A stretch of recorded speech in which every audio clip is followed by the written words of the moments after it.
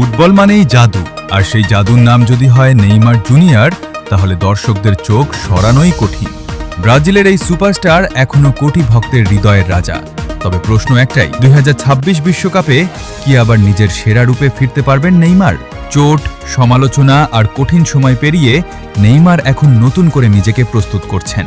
তার dribbling, skill, ball control আর মুহূর্তেই match ঘুরিয়ে দেওয়ার ক্ষমতা আজও বিশ্বসেরা খেলোয়াড়দের কাতারে তাকে রাখে।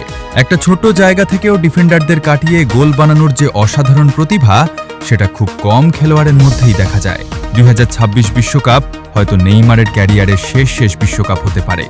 আর তাই এই বিশ্বকাপ তার জন্য শুধু একটা টুর্নামেন্ট নয়, বরং নিজের নামকে আরও অমর করে রাখার একটা বড় সুযোগ। যদি তিনি পুরোপুরি ফিট থাকতে পারেন, তাহলে ব্রাজিলের আক্রমণ ভাগ হবে আরও ভয়ঙ্কর। নেইমার শুধু একজন ফুটবলার নন, তিনি আবেগ, তিনি বিনোদন, তিনি কোটি মানুষের ভালোবাসার নাম।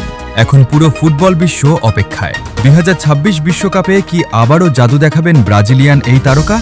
কারণ নেইমার মাঠে থাকলে ফুটবলটা শুধু খেলা থাকে না, সেটা হয়ে যায় শিল্প।